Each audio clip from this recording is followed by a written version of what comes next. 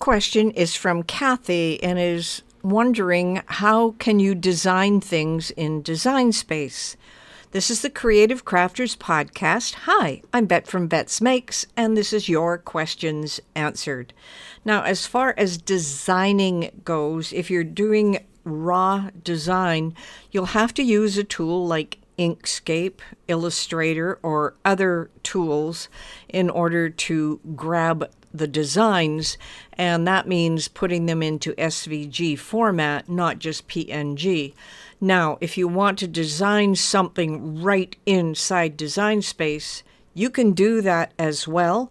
You just have to have a good understanding of using the Combine menu along with Slice and Contour in order to get the shapes exactly the way you want them.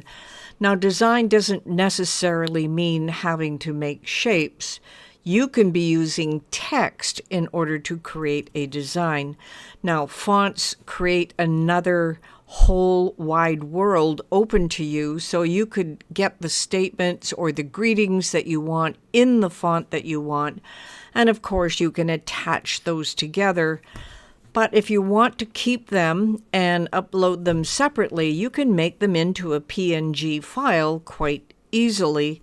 And that's by taking a screenshot and then saving that screenshot. Now, that is a very low-res screenshot. Of course, it's 72 dpi, whereas a design should be around 300. But it doesn't stop you from designing things right inside Design Space.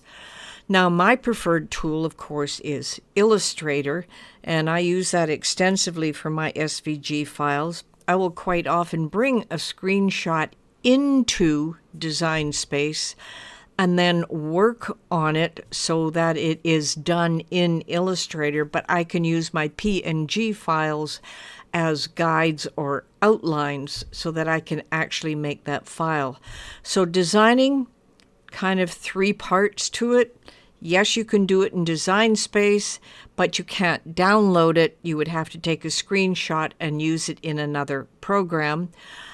Two, you can use Illustrator and make some beautiful designs based on some PNGs you have created within Design Space. And then, of course, there is our free tools like Inkscape that you can use.